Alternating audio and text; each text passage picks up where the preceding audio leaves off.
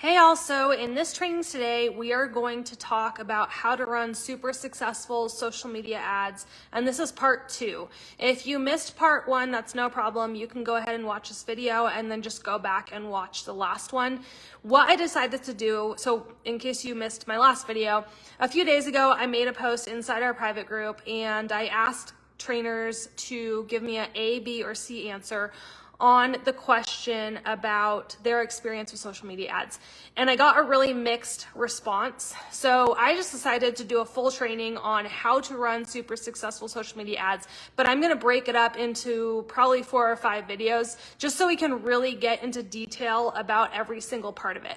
My goal in these videos is to really break down exactly how to put these ads together so you can implement it at the end. So I'm not just trying to sell you something or just give you the what and why, but not the how. I want to give you the full picture. So you just are gonna have to be patient with me so I can just break it down and give you each part separately. So in my last video, like I said, if you already watched it, that's great.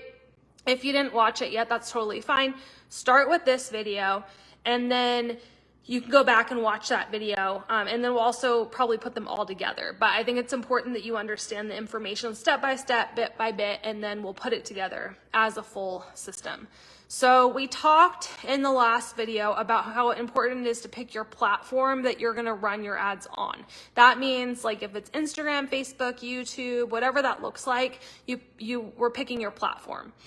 When you do that based on your offer, based on what platform you're comfortable with, what's gonna get you the result. So that's what we had talked about in that video. The next step, which is what we're gonna talk about today, is creating your offer. So what we see, common practice on social media for dog trainers that are running social media campaigns. So not necessarily just doing content, not just doing boosted posts, but actually running campaigns. What we see the most is just general offers.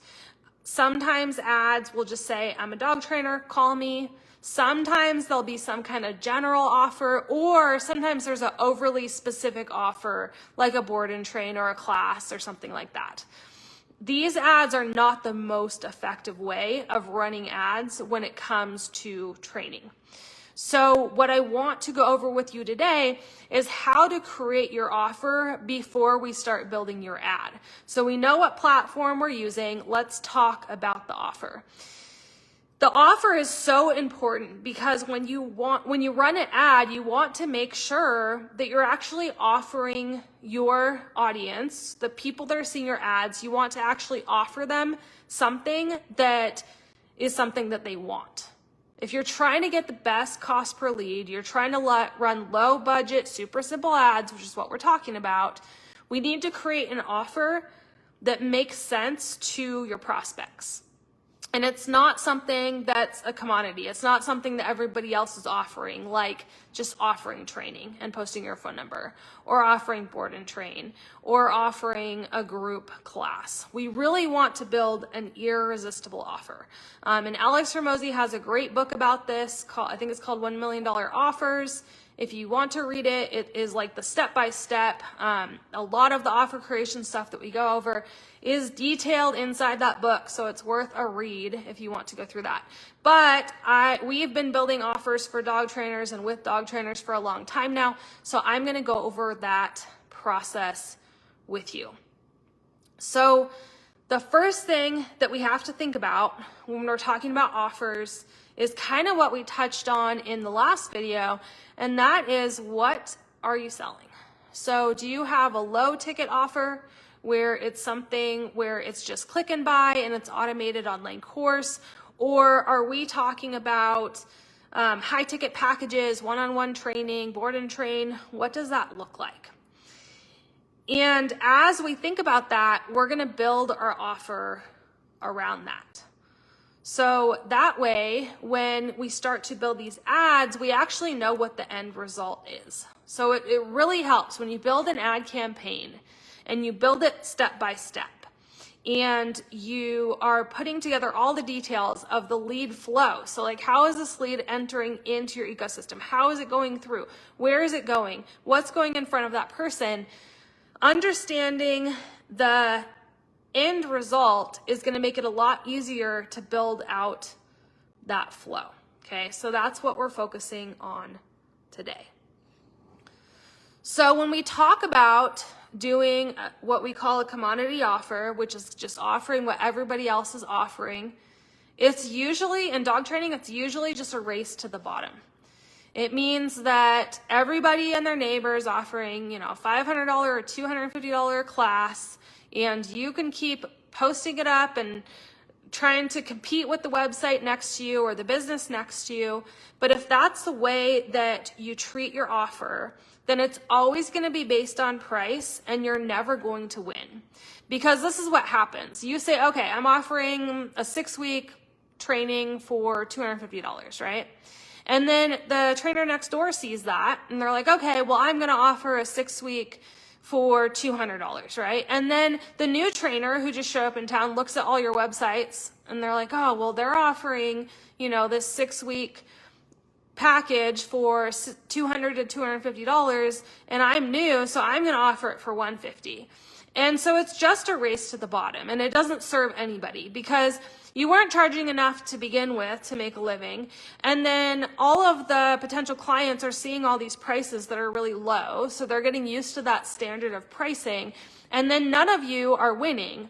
So instead of being against each other and trying to compete with each other, the goal is to create an offer that is so valuable to your potential clients that you're actually serving them and actually helping them, because you're able to afford to be able to run your business, and the trainers in your community and beyond are not racing to the bottom. So we do this by taking away the commodity, which is that price point for the same boring offer that everybody offers, and building what we call a high value, irresistible offer. And this offer actually really has nothing to do with the price, but the value that you build into that offer. And then the price comes with that, right? So the price can increase with the volume or with the value that you build. It's not about saying, you know what, I know my worth, I'm going to charge $5,000 for my training, right? It's not just about stating that, saying that, and doing it. It's about building the value behind that offer that's going to turn into that price tag. So the first thing that you have to think about is the market that you're serving, that you're going to put this offer in front of. If you're a trainer and all of your marketing is focused on other trainers, but you serve dog owners and general dog owners more than you serve dog trainers, so you're not training other dog trainers' dogs, you actually are training people's dogs who are not trainers, then your offer has to surround and be about what those people need, not about what other trainers need. It needs to draw the attention of your potential clients. So the first thing to do is really think about who your client is. What are they looking for? How advanced are they? What are their thought processes? What have they tried before? Right? And then we can build the value from there. So if you're thinking, oh, well, I don't know how I'm going to build this high value offer that's not this commodity package because my clients don't have any money, or they don't pay a lot of money, or they're always trying to fight me on budget. Don't worry about the price tag. Worry about building the value. Think about what people buy. Think about what they spend money on. Think about them going out to eat, buying new phones, buying video games, right? Think about the things that they spend money on, getting their hair done, getting their nails done, getting their lashes done. Think about what they're spending money on, their car payment. It's just about the priority. It's just about the priority. I talk to trainers and they're like, oh, I want to target people who have money. But it's not about, that's not the first step. The first step is to build the value behind what you are offering. That's the first step that you want to take. So we have to think about our potential client.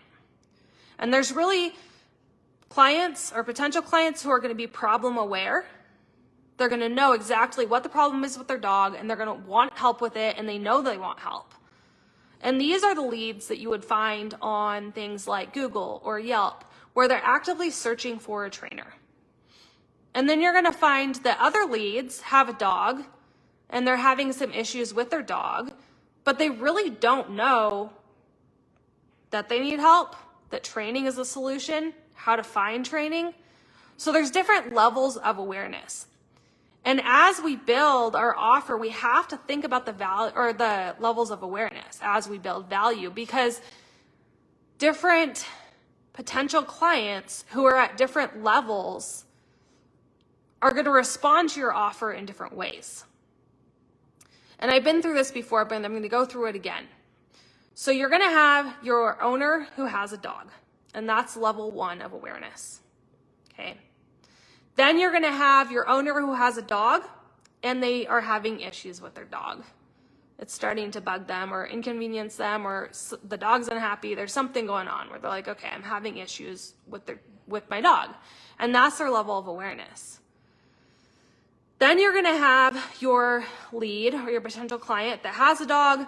They're having issues with their dog, and they're like, I probably need to solve this issue. I need to figure this out. Or maybe they're like, I need to get rid of the dog, or I'm thinking about taking it to the shelter, which is not a good place to be, right? So that's the third level of awareness. Then you have your lead or potential client who has a dog. They're having an issue with their dog. They're thinking, okay, maybe training is the solution. And they're also thinking, okay, I'm kind of ready to solve this issue. Right? So they're at level 4 of awareness.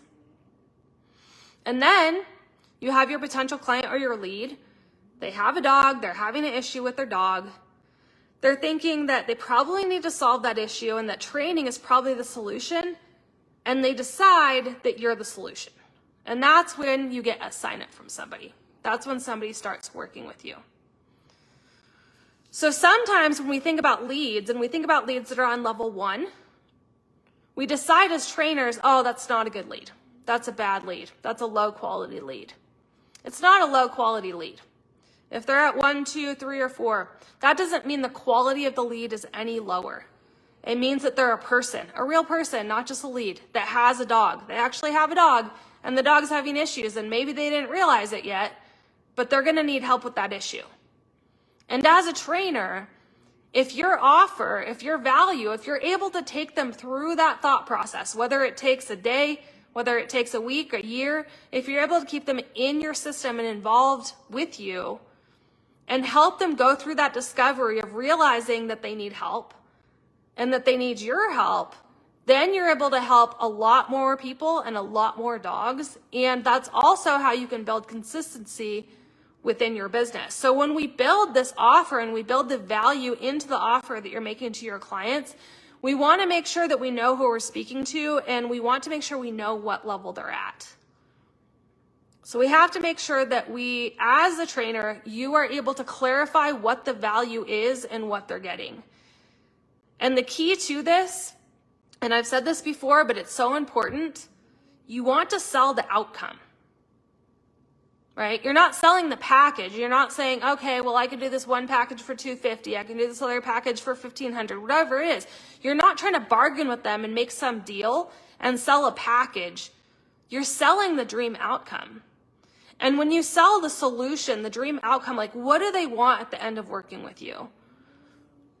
Then it doesn't matter what the price tag is. They want that solution.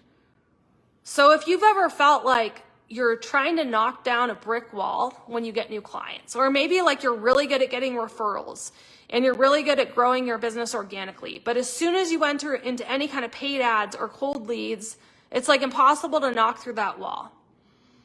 The reason it feels like that is because you're not able to present the dream outcome to your client. You're not able to paint that picture for them of what the outcome is that they want. Maybe you're not taking the time to ask them or taking the time to listen, or maybe you just don't know how to reflect that back to them.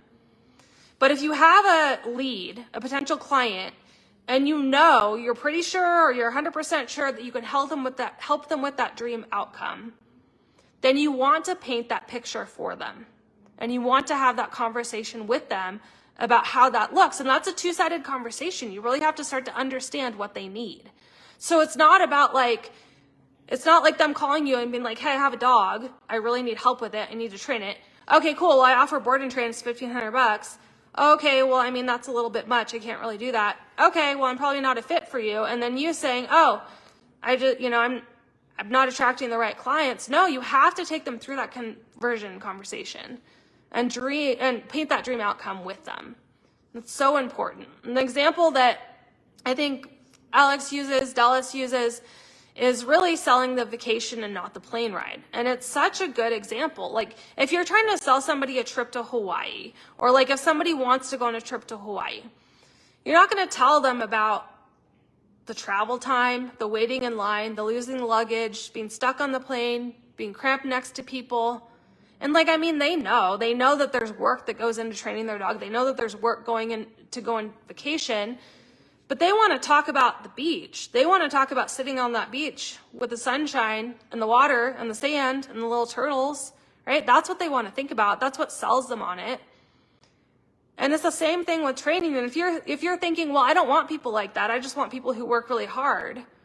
Well, that's fine. I mean, they know they have to do the work, and you can remind them that they have to do the work, but remind them of the outcome. We were in fitness for years, right? We ran gyms for years. And that is such a tough sell. It's hard to get people to commit to showing up, to changing their habits, to, maybe not aligning with what their family wants them to do because they have to go on a diet and not eat the same food and not do the same activities. And it's a lot of work that goes into getting fit. But we didn't talk to them about first thing, like you're going to have to show up 4 days a week and work out. You're going to have to cut your diet. You're going to have to eat this boring diet. We didn't talk to them about that first. We talked to them about the dream outcome. Maybe they don't even want to lose weight. Maybe they just want to be healthier. Or maybe they want like a bikini body and they want to be like the most fit they've ever been. Maybe they want to be able to take their dog with them in the car. Or maybe they just want to be able to take their dog outside on a leash to go potty outside of their house. If you don't know what their dream outcome is, you can't sell them on the solution. And if you don't know what the dream outcome is, you can't paint that vacation for them and you can't make them an offer. You have to know what that is first. So you have to start there. And the way that you do that, the way that you start to build your offer, make a list of the problems that your client has. Like really think about it. Really think about what their problems are. Not what problems you think that they have or that maybe as trainers we think that they should know. I have a perfect example of this. So as trainers, and I know this, from the gym space too, it's very easy to decide what problems dog owners have. Like, it's really easy, in other words, to judge them and say, well, their dog should be crate trained, or it should be able to do this, or it should be able to do that. It's easy to judge. I have a dog that I got her less than 6 months ago. She's 4 years old. I owned her daughter, and her daughter passed away at a really young age, and the breeder gave me the mom, and I love her. I was able, that dog to today, maybe 2 days ago, will actually walk up to me and let me pet her. She wouldn't let me do that before. She would come up on her own terms sometimes and jump on me and be cute, and I could pet her. But now I'm able to walk up to her, right? So I can actually have a relationship with her. And I was thinking today, I love that dog. I have no problem with her behavior. She is just a little bit feral, right? It's probably genetics, but also just how she was socialized. She was never abused or anything like that. She's just a little bit feral, a little bit wild. I live on a ranch. She stays outside most of the time. She is perfectly welcome inside anytime that she wants to come inside. She likes to stay outside probably maybe 3 days or 3 nights a week and then come in the rest of the time, and that's fine with me. And a lot of trainers, and you can tell me how you feel about this, but a lot of trainers would be like, you know what, you need to put that dog on a leash. You need her to be in a crate. You need her to be glued to your side. Take her out to go potty. Take her on walks and bond with her, but make sure that you have control over her. So like, don't let her off the leash. Don't let her go be a feral wild dog, and crate train her and just have her glued to your side until she gets used to you and you build that relationship. But here's the thing. When you just made that decision, and I'm not saying that you did, but if you did, if you were like, oh, well, this is how you should be working with her, did you know what my goal was first? Do I want a dog that's glued to me? Is she in danger, or is it bad that she runs around on my property? You have to think about what the owner wants. Because for me, I love my little feral dog, and I love building my relationship with her slowly, and I know that she's safe. I know that if there's an issue, I'm able to take her to the vet. I know that I have control in the ways that I need to have control over her, and I love the way that we're building our relationship. So you have to think about those things, and you have to think about what your potential client really, really wants. What are their deep desires? What do they think about? What keeps them up? What are like the little things that they just, really want to be able to do with their dog? And you have to build your offer around that. So list out those problems. List out the real problems, the real desires. What's really going on inside your client's head? And think about your different clients and potential clients as you make that list. And then make a list of the solutions. What are the really easy, simple solutions that you can add to what you offer? So I'll give you an example from the gym space. So and this one really surprised me. I don't know why, but a lot of people were like, I don't know how to go to the grocery store and shop for healthy food. Like, I want to eat healthy, but I go to the grocery store and I look around everywhere and all I see are all these unhealthy options.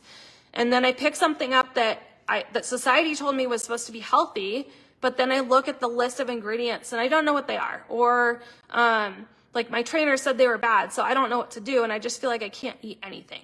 So that's something where, I don't know, I just didn't think about that. But that's a huge problem for a lot of people who are trying to be healthy. A great solution to that is a simple list of how to shop at your local grocery store. That's pretty easy if you're a trainer and you understand that stuff. And it's pretty hard for the person that's trying to be healthy or get fit. So it's very high value for the person with the problem and a pretty easy solution for the trainer to create. So a big problem that I hear in the dog training space is I don't have time to train my dog. And I understand this. I used to struggle with this issue. And a lot of trainers are really judgy and they're like, well, don't have so many dogs. I have like 14 dogs. I think I have 14 right now. I always have some fosters in and out. Well, don't have a dog if you don't have time to have a dog. Or like if you have a dog, you have to make time. That's like the go-to. And trust me, my mind goes there too. But here's the thing. Most people don't have a lot of time. And a lot of people still want the dog. So what's the solution? How can you solve that? Think about right now. Think about 5 ways you can solve that without them making more time. But here's the thing. In that situation, the biggest thing for them is a mindset shift, and it's a really easy one. Because you can train your dog as you live your life. They're already with their dog. And that might sound crazy to you because with you and your dogs, you're probably like training them all the time. You just live with them and train them. That's what I realized with my dogs. But I didn't understand that before. I didn't understand that. Like, how am I going to make the time to train all these dogs? Well, you train them as you live with them. So that right there, if you made that offer to your potential clients, like you don't have to make the time to train your dog. You're going to take the actions to train your dog when you're already with your dog. That is a huge value proposition right there. That adds so much value to your offer. And you know what? You didn't change anything. That's already how you teach training. Let's say you do group training, right? They might show up an hour a week or 3 days a week or wherever you structure your training. And they can commit. Like, can you commit to 2 hours a week? Yes, I can do that. Awesome. Everything else is just going to be part of the lifestyle. Right? You can ask for micro commitments. Don't be afraid to ask for their hard work. But overcome those objections, like I don't have time or I don't have the information. So if you want me to create an offer worksheet that you can just go through and fill in the blanks, I'd be happy to do that. just comment value below in this video and I'll make it for you. And then if we need to expand on offer creation, let me know. And that way we can continue with these videos so I can teach you how to set up your super successful low budget ads ecosystem. My goal in these videos, and probably the next 3 to 4 videos, I'm going to take you through every single step of how to create your offer. And as I said in my last video, you might be like, okay, well, why are you taking us through the steps of how to do this when this is literally what we do for you? This is what we do for our dog trainer clients. We create a full ecosystem for you, run all your ads for you. Well, I know that most of you are not going to take me up on that offer. So most of the trainers that I'm talking to who are hearing this, they're not going to work with me. They're not going to take me up on the offer. And that's okay. It's not a fit for everybody. But if I can give you the information on how to do it step by step, so you can actually go in, you can actually get it done, you can see the result. I know that you'll be able to get more clients. You'll be able to help more dogs. That's the goal. And then a few of you, you're going to be like, you know what? I don't have time to do this myself. I want to focus on training, and you're going to want to delegate it. And that's when you'll come to me and say, hey, can you do this for me? So it's a win-win. You're able to help more dogs. You're able to have a more successful business, make more money. And then a select few of you will say, hey, I want your help. And then we'll be able to connect and help you. So it's a win-win. So again, if you want that free worksheet, let me know. I will create, I don't have it created yet, so I'll actually make it and create it for you. Just comment value below. I will post that document as soon as it's ready. And if you have any questions, just comment below. Let me know. I'm happy to help, and I will see you in the next video.